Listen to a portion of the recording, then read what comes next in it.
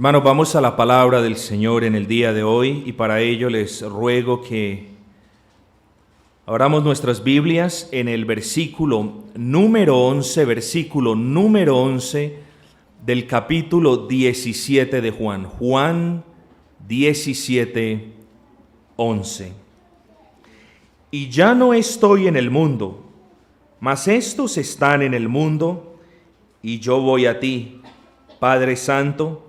A los que me has dado, guárdalos en tu nombre, para que sean uno, así como nosotros.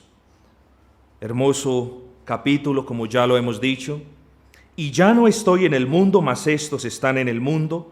Y yo voy a ti, Padre Santo, a los que me has dado, guárdalos en tu nombre, para que sean uno, así como nosotros.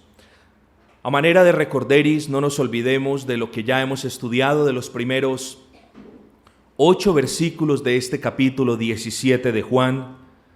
Recordemos que este capítulo 17 de Juan es lo que hemos llamado, o lo que comúnmente se le conoce como la oración del Señor, o la oración sumo sacerdotal de Cristo.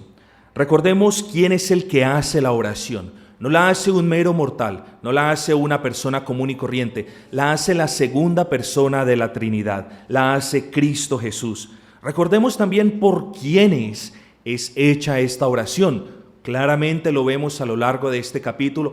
No la hace por todo el mundo, la hace por aquellos que Dios sacó del mundo. Y es importante que nosotros nos recordemos esto. Recordemos también las 5 marcas de estas personas que fueron sacadas del mundo. ¿Cuáles fueron esas 5 marcas o cuáles son esas 5 marcas? La primera, estaban en un lugar, estaban en el mundo. La segunda, ahora ya no están más en el mundo. Físicamente están más en el mundo, pero no son del mundo. Ahora están en las manos de Cristo. La tercera, estas personas guardan su palabra. Estas personas aceptaron, guardaron la palabra de Cristo. ¿Cuál es la cuarta marca? Las personas creyeron en Cristo como Dios y Señor soberano. Y la quinta marca, también creyeron en Cristo como el enviado, como el Mesías. Creyeron en Cristo como su Salvador. Y esto todo nos lo dice el capítulo 17, los versículos del 1 al 8. Miren, 8 versículos y miren la inmensa hermosura de la doctrina que nosotros hallamos allí.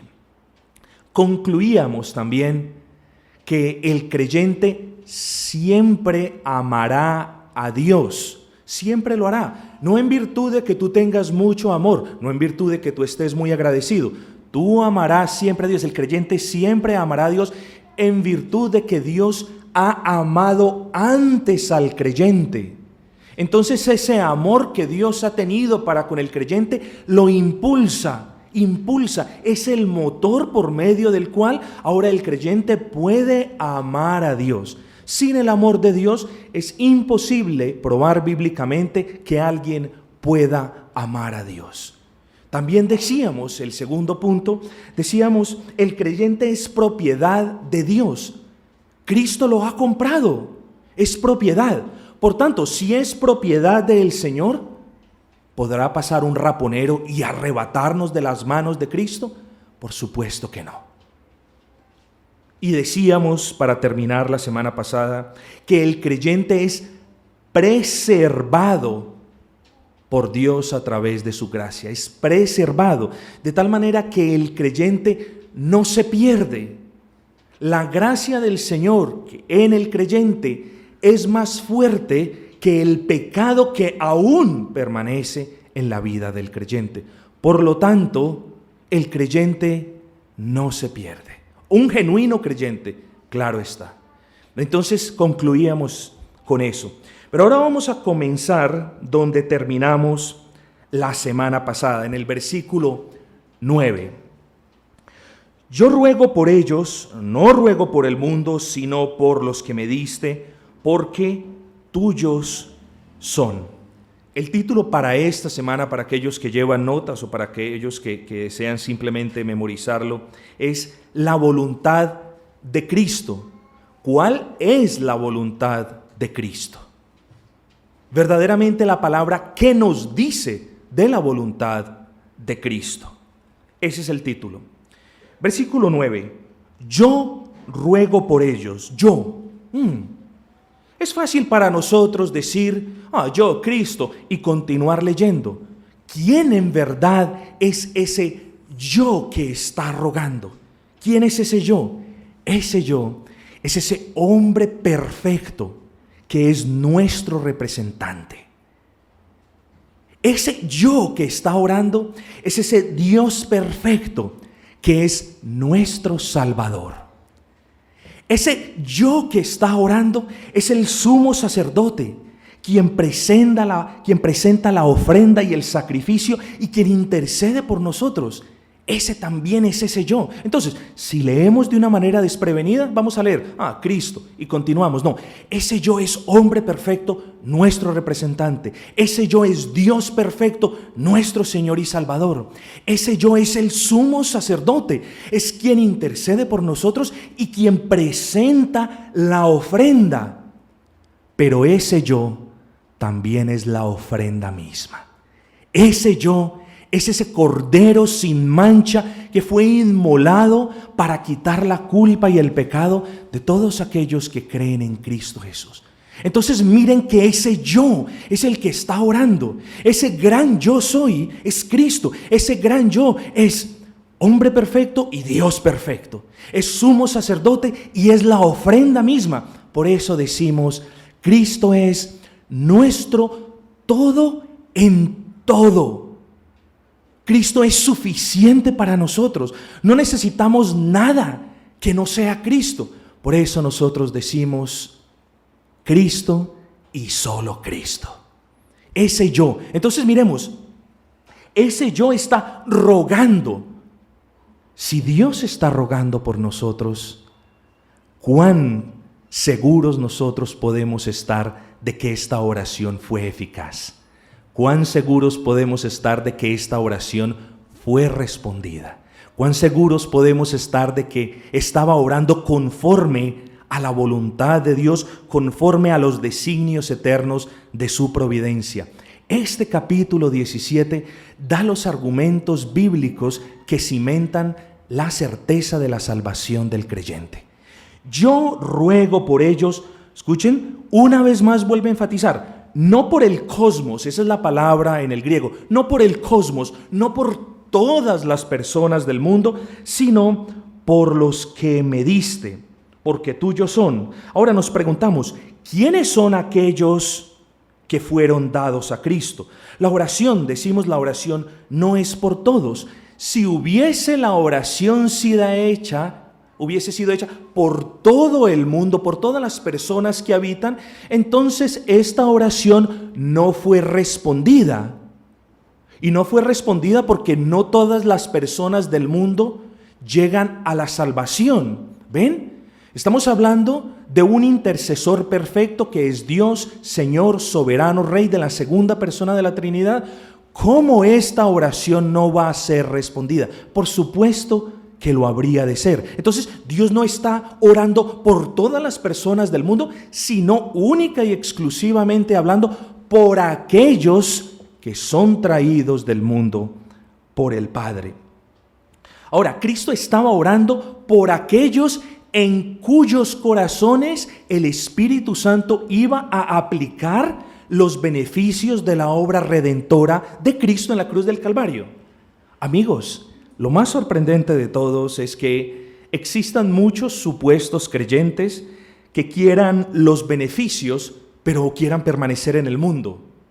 Eso es una realidad y una trágica realidad en el mundo de hoy. Muchas personas quieren tener los beneficios de Cristo en el Calvario, los quieren tener en su corazón, pero quieren y persisten en las prácticas mundanas. Pero esto no es lo que dice la oración.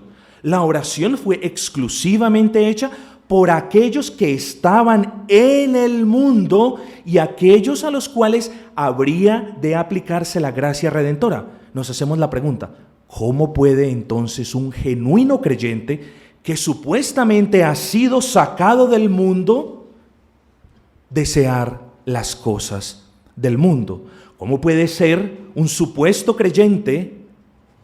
¿Cómo puede recibir un supuesto creyente la gracia, el favor inmerecido, los beneficios de Cristo en la cruz del Calvario, pero todavía quiere revolcarse en las cosas del mundo? Hay una gran diferencia entre la práctica continua del pecado y pecar porque quizás hemos sido necios dejando de orar, o nos hemos descuidado en una parte, o hemos sucumbido ante la tentación. Una diferencia muy grande es pecar y otra es vivir en el pecado, es mantenernos en el ciclo repetitivo del pecado. Entonces, queridos amigos y hermanos, el Señor, versículo 9, está orando no por todo el mundo, sino por aquellos que del mundo fueron dados a Cristo. Amigos, si la voluntad de Cristo, sin lugar a dudas, para todos aquellos que fueron sacados del mundo, es la salvación. La voluntad de Cristo para los que fueron dados por Dios Padre a Él es salvarlos. ¿Por qué hago mención de esto? Cuando tú pienses en tu salvación, cuando tú medites en tu salvación, recuerda que tu salvación es absolutamente por gracia, es decir, es un favor inmerecido, pero que no se te olvide meditar y pensar y agradecer que si tú verdaderamente has sido sacado del mundo para ser salvo, que no se te olvide de que la voluntad de Dios fue que tú recibieses los beneficios de la cruz del Calvario. Entonces, resumiéndolo, un verdadero creyente dice: soy salvo por la gracia de Dios, pero gracias al Señor soy salvo por su voluntad. ¿Quién puede interponerse a la voluntad de Dios? ¿Quién puede cambiar la voluntad de Dios? Allí yace la certeza de la salvación de un genuino creyente. Ha sido voluntad de Dios salvarlo. Versículo número 10. Y todo lo mío es tuyo y lo tuyo mío, y he sido glorificado en ellos. Es hermoso este versículo 10, vamos a verlo. Y todo lo mío es tuyo y lo tuyo es mío. Yo creo que es prudente hacernos dos preguntas. ¿Podemos decir: Dios, todo lo mío es tuyo? Por supuesto que lo podemos decir. No solamente lo podemos decir, sino que es nuestro deber decirlo. No solamente decirlo, sino vivirlo. Y vivir como quien lo está diciendo. Es decir, que las palabras sean congruentes con nuestra manera de vida. Nosotros debemos decir: Señor, todo lo que tengo es tuyo. Tú me has delegado una administración de todo lo que me has dado, pero nada me pertenece, todo es tuyo.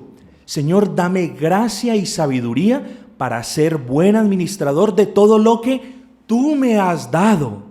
Es gran pecado que el hombre diga: todo lo que yo he conseguido. No, es todo lo que al Señor le ha placido darnos. Si poquito o si mucho, el creyente genuino debe hallar contentamiento con todo lo que el Señor le haya dado, sea esto mucho o sea esto poco. Pero el creyente debe decirle: Señor, todo lo mío es tuyo. Ahora, ¿quién podrá decir: todo lo tuyo es mío? Eso no lo podemos decir.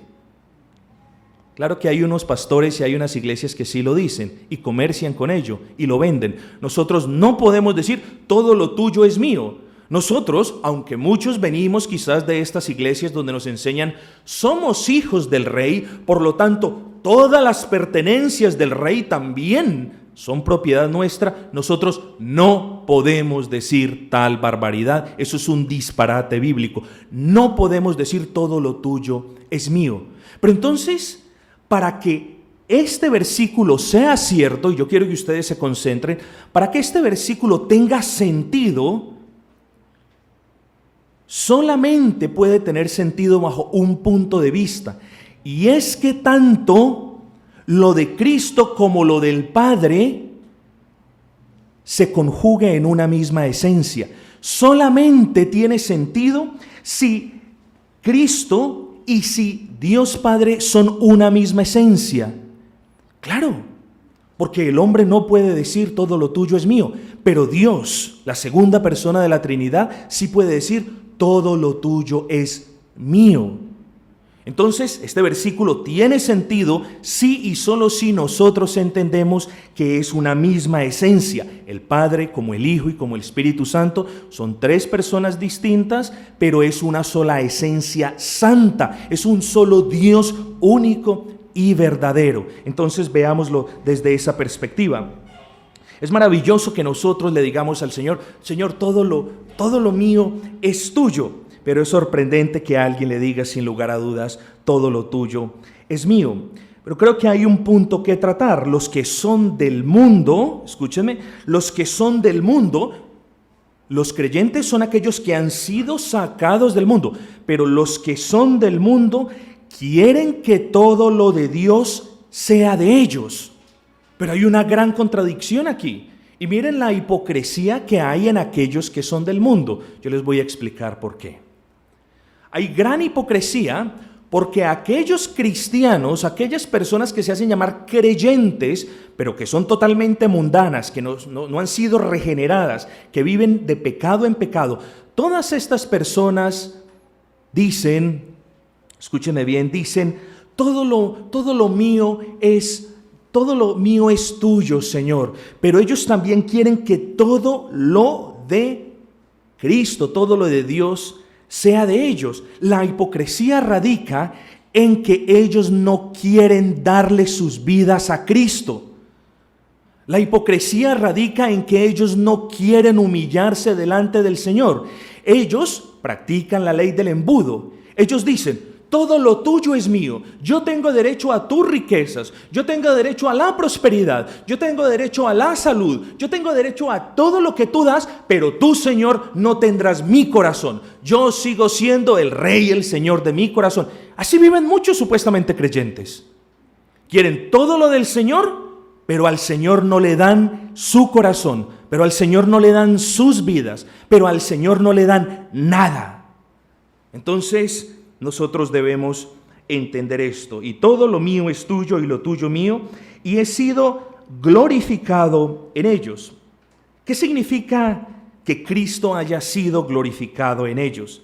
Significa simplemente que la gloria de Cristo, escúcheme, la gloria de Cristo fue manifestada en ellos. ¿De qué forma, pastor, la gloria de Cristo fue manifestada en ellos? La gloria de Cristo fue manifestada en la cruz del Calvario.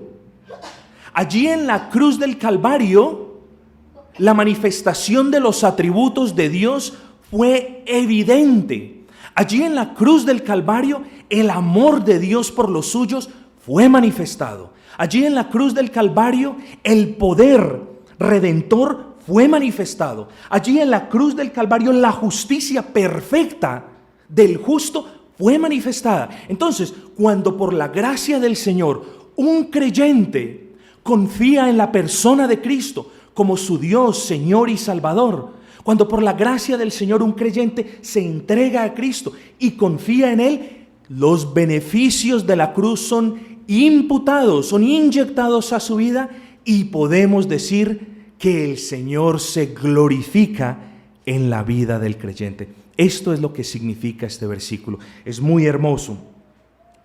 Debe llenarnos esto, queridos amigos y hermanos, de agradecimiento. El Señor está orando por los suyos, yo insisto, por los suyos, por los elegidos, por su pueblo santo.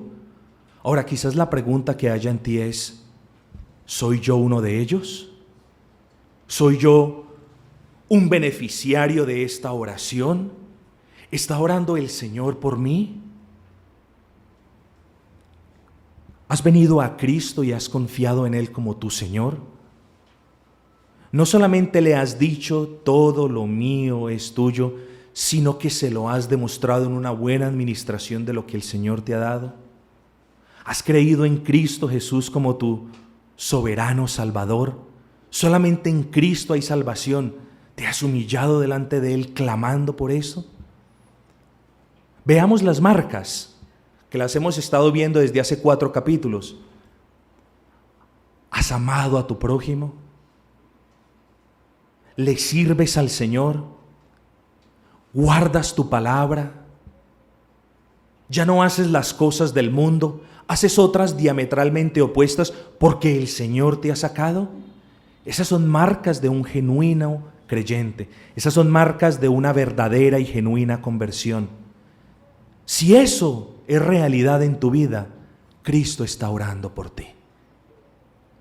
Si eso no es una realidad en tu vida, creo que hay otra conversación que nosotros debemos tener, o más bien que tú debes tener con el Señor, porque esta oración, queridos amigos, es por el pueblo de Cristo. Miren los beneficios de quienes verdaderamente son el pueblo del Señor. Miren el beneficio de quienes verdaderamente han creído en el Señor y han confiado en Él. Miren los beneficios eternos, no son temporales. Miren los beneficios eternos de estar cobijados por la gracia del Señor. ¿Qué más privilegio puede tener una persona sino que la segunda persona de la Trinidad interceda por él? ¿Qué más beneficio puede tener un creyente sino que la segunda persona de la Trinidad esté ya garantizando que su oración sea contestada? Pero la pregunta es, ¿eres uno de aquellos quienes Dios ha sacado del mundo? Esa es la pregunta clave en este versículo. Vamos a ver el versículo número 11. Y ya no estoy en el mundo, mas estos están en el mundo, y yo voy a ti, Padre Santo, a los que me has dado, guárdalos en tu nombre, para que sean uno así como nosotros. Estamos hablando de la voluntad de Cristo. Y hasta ahora creo que es fácil deducir, desde los versículos 9 hasta este momento, que la voluntad de Cristo es sacar a las personas del mundo, guardarlas y también glorificarse en ellos. O sea, las personas han sido guardadas del mundo por Dios Padre y Dios Padre las ha entregado a Cristo para que sean compradas por Él a precio de sangre. La voluntad de Cristo es glorificarse en aquellos que ha recibido del Padre, mostrar sus atributos esplendorosos allí en la cruz del Calvario. Ahora, ¿cuál es la voluntad de Cristo? Que la podemos ver en este versículo 11. Guárdalos en tu nombre. Esa es la voluntad de Cristo. La voluntad de Cristo es que los suyos sean guardados. ¿Guardados de qué? Amigos, prestemos atención. Guardados de los caminos que el mundo forja para ir a Dios. Guardados de esos caminos de buenas obras, donde las buenas obras le dan el acceso a un Dios santo. Cuando la palabra da testimonio de que aún nuestras mejores obras son como trapos de inmundicia. Guardarnos de las interpretaciones erróneas de la palabra del Señor. Guardarnos de aquellos que pervierten la justicia de Dios con interpretaciones totalmente erróneas y enfermizas de su palabra. La voluntad del Señor es que seamos guardados de estos caminos. ¿Guardados de qué? Guardados de ser absorbidos por las prácticas mundanas, por las prácticas que el mundo se inventa a diario, por las prácticas irreverentes, con bandas, baterías y grandes espectáculos, porque los tiempos han cambiado, entonces la iglesia debe cambiar. No, el Señor nos guarda de que nosotros caigamos presa de ese torbellino del entretenimiento mundano que se ha metido a las iglesias. ¿Guardados de qué? Guardados de participar en el pecado ajeno, de religiones que no son cristocéntricas.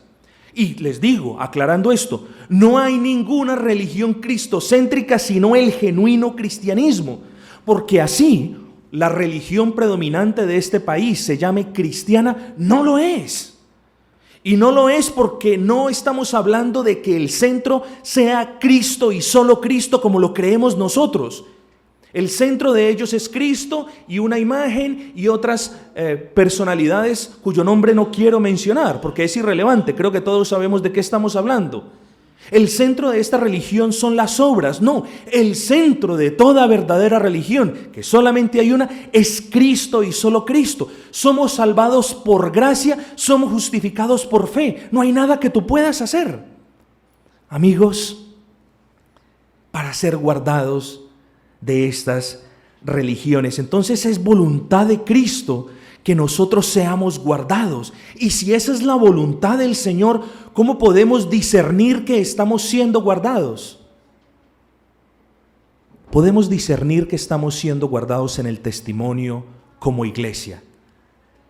Tenemos aquí prácticas mundanas. Ojo, no estoy aseverando que somos una iglesia perfecta. Perfecto no hay nadie, perfecto nuestro bendito Señor. Pero hay aquí un espectáculo mundano, hay aquí un espectáculo de concierto. No, no lo hay. Hay aquí reverencia por la gracia del Señor, la tenemos. Hay aquí respeto por la palabra, por la gracia del Señor, hasta el día de hoy la tenemos, agradecemos por ella. Entonces podemos discernir que estamos siendo guardados. La voluntad de Cristo es guardarnos de estas cosas y cuando nos vemos a nuestro alrededor, gracias debemos darle al Señor de que aún estamos siendo guardados. El ser guardados no es algo que nosotros tomamos por sentado, sino que dependemos en oración totalmente para ser guardados. Ahora, ¿cuál es la voluntad? Volvamos a mirar el versículo 11. Guárdalos en tu nombre para que sean uno, así como nosotros. Ahora, este versículo, creo que voy a tomar ya mi tiempo para explicar, este versículo ha sido torcido y mal interpretado por quienes dicen, ¿vieron? Todos tenemos que ser uno. ¿Por qué hay personas que dividen el cuerpo de Cristo? Dicen algunos indoctos. ¿Por qué hay personas que se llaman X, Y o Z? Todos tenemos que ser uno. Miren, aquí lo dice la palabra. No, veamos. Este ser uno en Cristo significa tener el mismo espíritu, tener el mismo sentir, tener el mismo deseo y sobre todo ser gobernados por las mismas normas, a saber, la palabra del Señor. La pregunta para ti es, ¿cómo entonces podemos ser uno con aquellos que dicen ser gobernados por la palabra, pero son desobedientes a ella? ¿Cómo podemos ser uno con aquellos que dicen ser gobernados por la palabra y están enseñando un mensaje diferente? ¿Cómo podemos ser uno con aquellos que se llaman cristianos y están viviendo en el mundo? La pregunta es, ¿cómo puede haber unidad?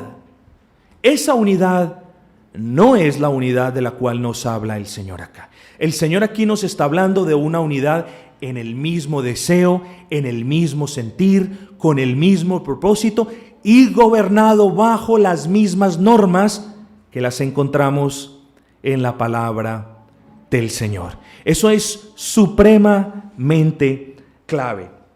Ahora, preguntémonos esto. Si los creyentes, muy importante, si los creyentes son aquellos que han sido sacados del mundo por Dios Padre, porque muchos creyentes buscan la unión con aquellos que están en el mundo. ¿Por qué? Ustedes no se han hecho esa pregunta, pero yo la quiero explicar y la quiero contextualizar bien.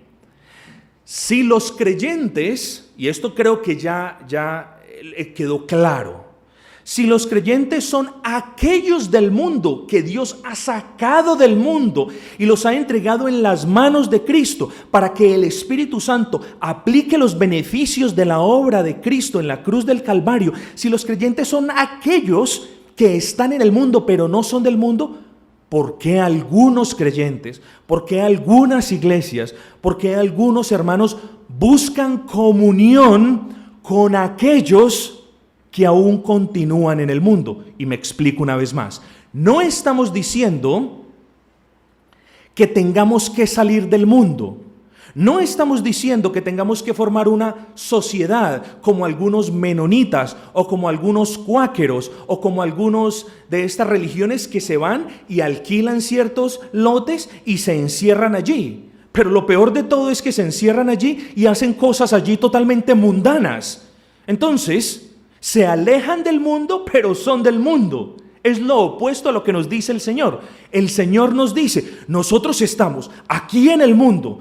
El Señor, la oración no es para que seamos quitados del mundo, sino para que mientras que permanezcamos en el mundo, no seamos como el mundo.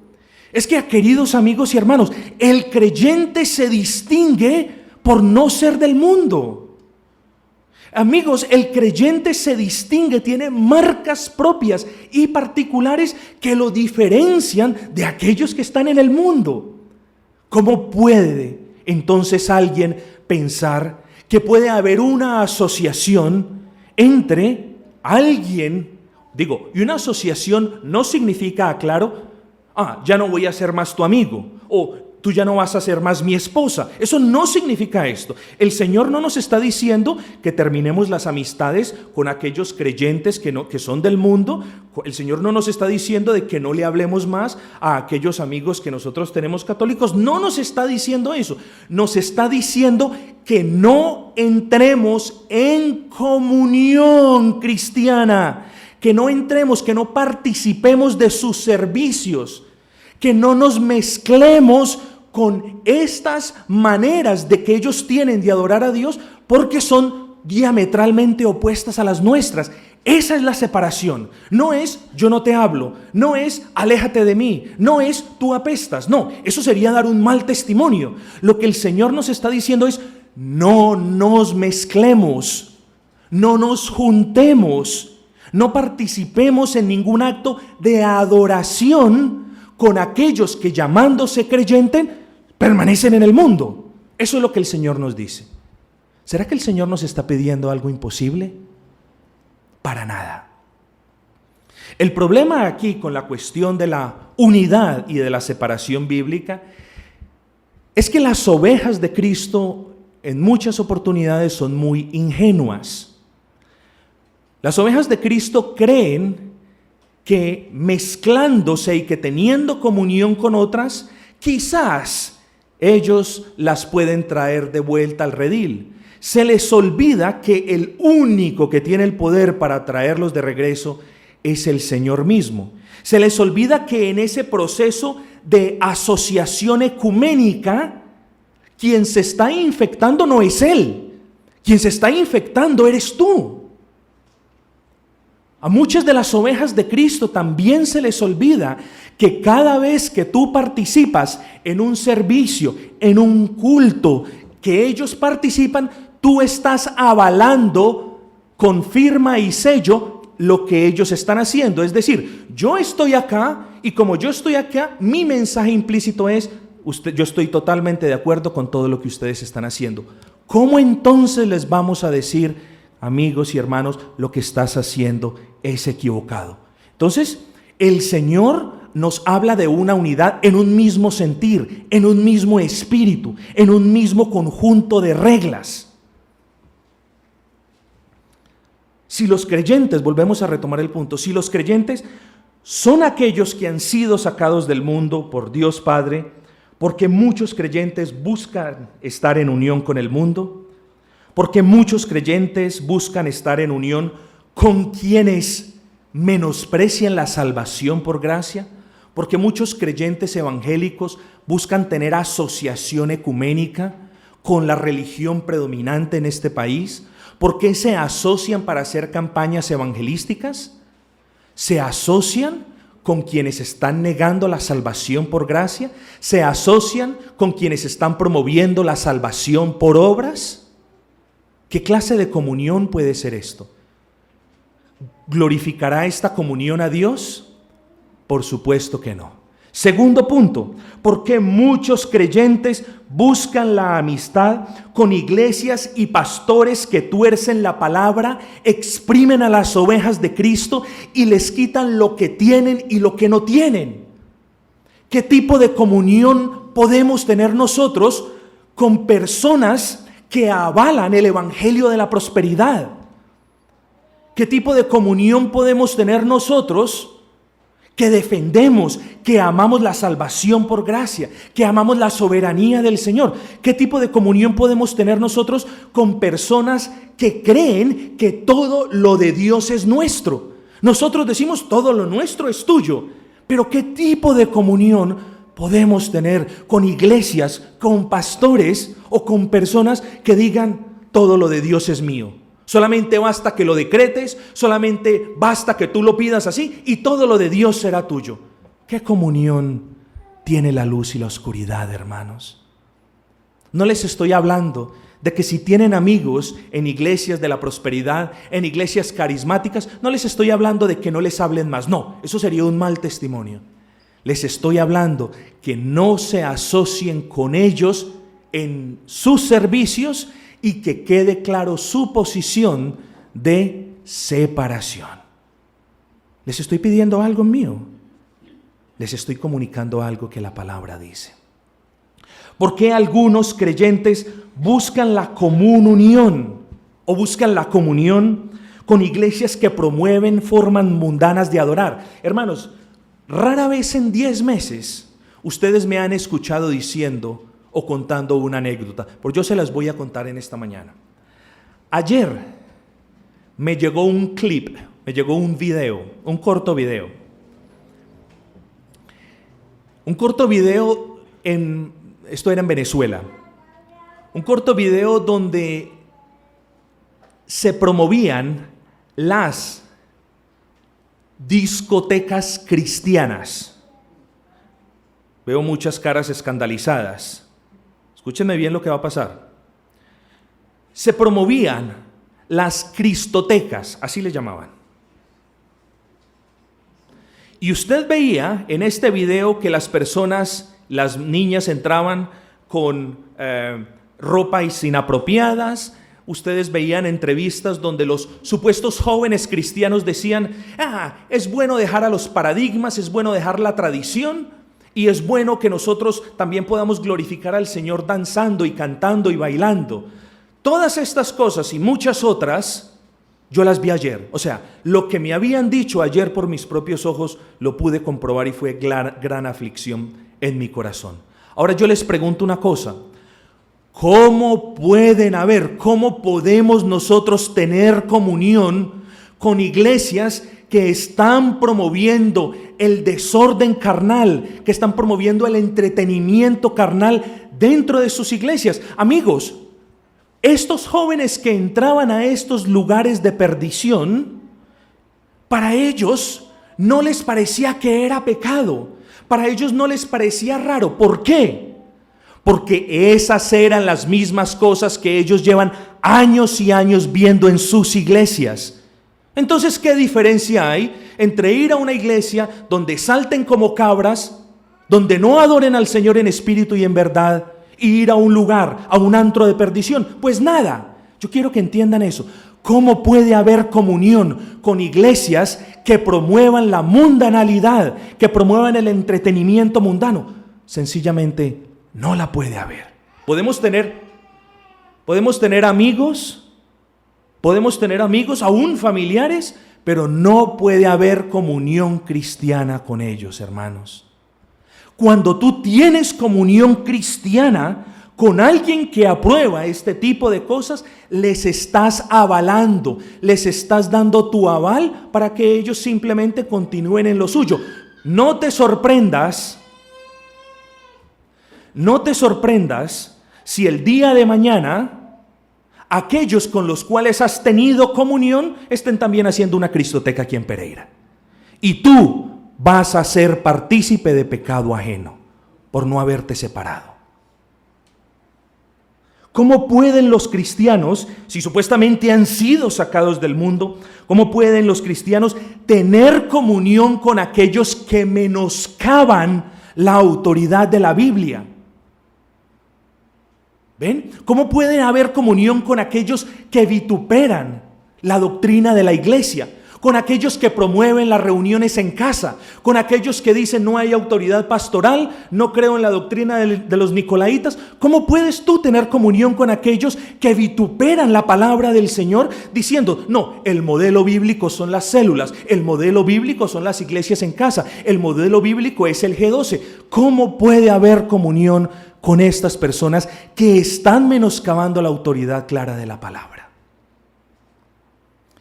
Finalmente, ¿cómo puede haber comunión cristiana con los rebeldes que dicen, yo no me reúno en ninguna parte, mi Dios es Cristo? Cuando tú escuches, esta es una clave, cuando tú escuches a una persona argumentar diciendo, todas las iglesias están corrompidas, por eso yo me reúno en mi casa. Cuando tú escuches a una persona decir, todos los pastores se enseñorean de las ovejas del Señor, por eso mi pastor es Cristo. Cuando tú escuches tales cosas, apártate, te lo pido en el nombre del Señor, porque no hay comunión entre un redimido por Cristo, quien tiene la palabra en su corazón, quien tiene el deseo de obedecerla, y una persona que es simplemente un rebelde, que no se quiere ni tampoco tiene el poder para someterse a los designios bíblicos. Amigos, la unidad por la cual está orando Cristo no es una unidad ecuménica, no es una unidad, estemos unidos cueste lo que cueste. Es una unidad en el mismo espíritu, en el mismo sentir, con el mismo deseo, con el mismo objetivo de exaltar y glorificar a Cristo y cobijado con las normas y los parámetros bíblicos. Esa es la unidad. Veamos el versículo número 12. Cuando estaba con ellos en el mundo, yo los guardaba en tu nombre. A los que me diste, yo los guardé, y ninguno de ellos se perdió, sino el hijo de perdición, para que la escritura se cumpliese. Yo los guardaba en tu nombre. Nos habla de los 12 discípulos. Sin embargo, miren bien, también aún Cristo guardaría a los que habrían de confiar en Él, pero miren bien, yo los guardaba, pero también dice, a los que me diste yo los guardé y ninguno de ellos se perdió, coma, y hace la aclaración, sino el hijo de perdición. Amigos, ahora decíamos que en los que son guardados por Cristo, en ellos se glorifica el Señor. Es decir, el amor de Dios Padre se ve, la justicia también, su poder desde luego, pero en aquellos que continúan en el mundo, pero en aquellos que no son dados para que esa gracia salvadora sea aplicada, pero en aquellos que se pierden, también se glorifica el Señor. ¿Cómo, pastor? Se glorifica porque se muestra la ira de Dios en ellos, también su perfecta justicia. Entonces, si el amor de Dios se muestra en la cruz del Calvario, si el poder de Dios se ve en la cruz del Calvario, también a estos, por haber rechazado a Cristo y la cruz del Calvario, ellos también van a probar de la justicia divina del Señor y de su santa ira. Entonces, sus atributos también se manifiestan en los que se pierden. Por eso, el Señor se glorifica tanto en los que son del mundo y en los que se pierden, como en los que saca del mundo y los que son salvos. Nada trae descrédito al Señor. El Señor no es deshonrado por los que se pierden. Eso lo debemos tener en claro. Versículo 13, vamos moviéndonos hacia la conclusión. Pero ahora voy a ti y hablo esto en el mundo para que tengan mi gozo cumplido en sí mismos.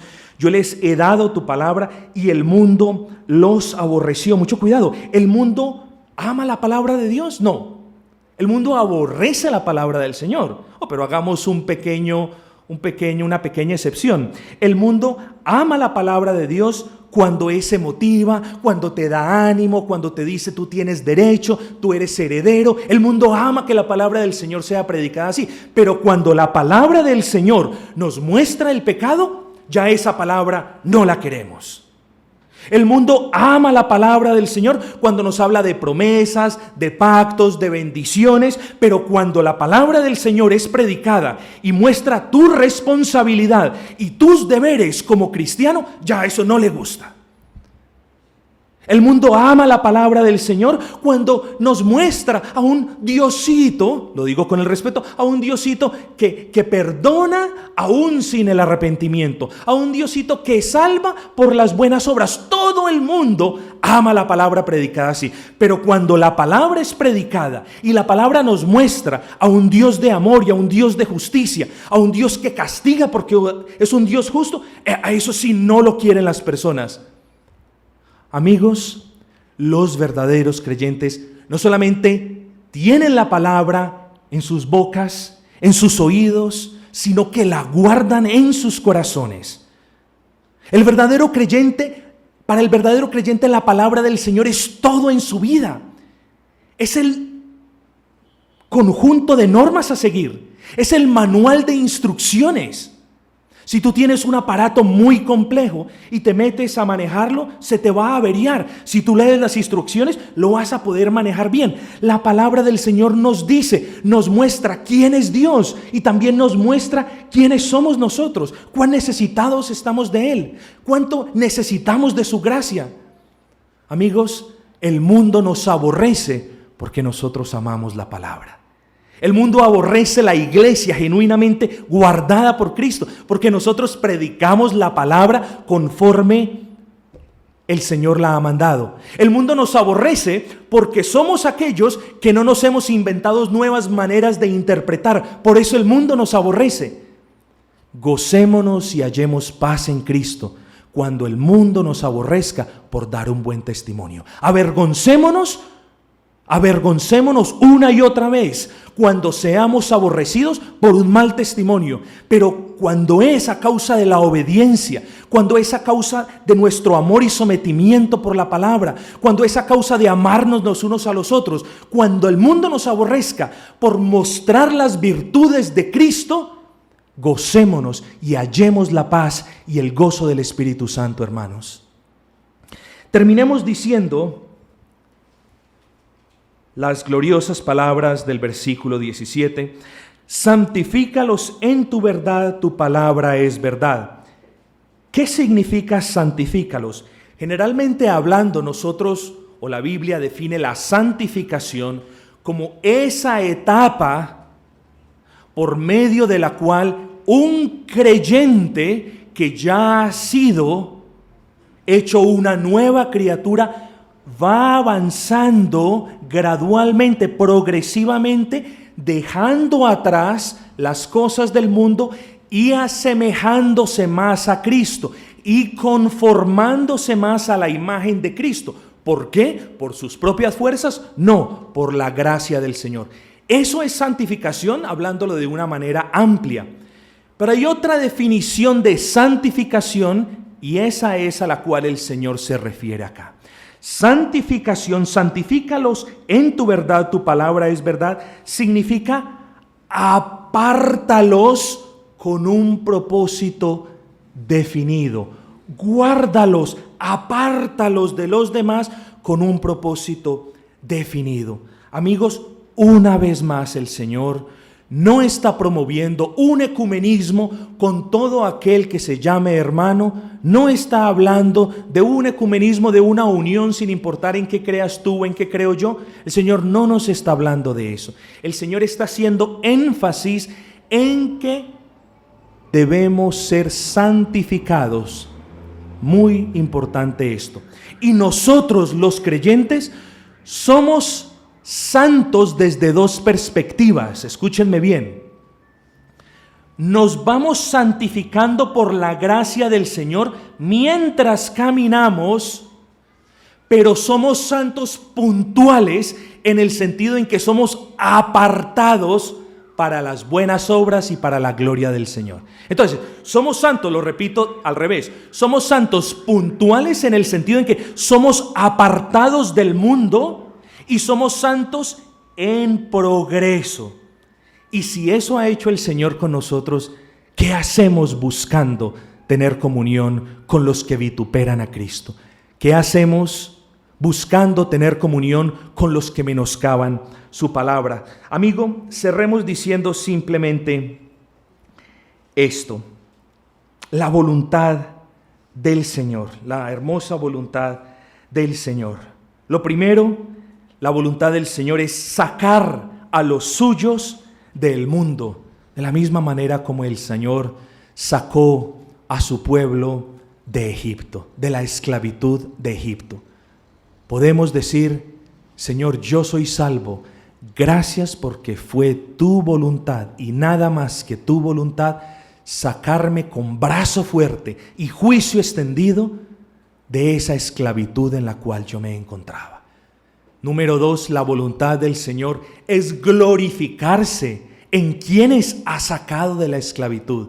Es mostrarle los beneficios de la cruz del Calvario y no mostrárselos, aplicarlos en su corazón para que ellos reflejen esas gracias.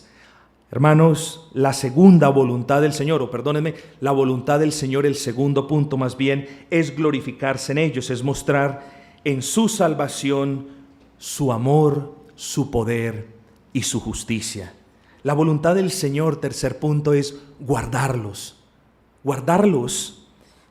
del mal, guardarlos del mundo que nos aborrece, guardarlos de participar en pecados ajenos.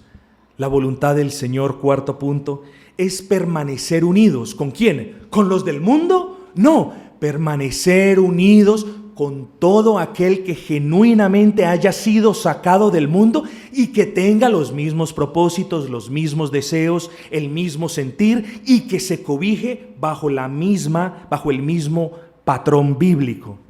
Voluntad del Señor, el quinto punto, es santificarlos. Entonces, hermanos, que podamos meditar en estos 8 versículos, en el gran contenido que hay en estos 8 versículos, y recordémonos, la voluntad del Señor ha sido sacarnos del mundo, glorificarse en nosotros, guardarnos del mundo, darnos unión entre nosotros mismos, no con el mundo, y santificarnos con el único propósito de honrar al Señor en todo lo que hagamos y digamos. Hermanos, gocémonos en estas palabras. Es Cristo, la segunda persona de la Trinidad, la que ora por nosotros. Su oración fue contestada.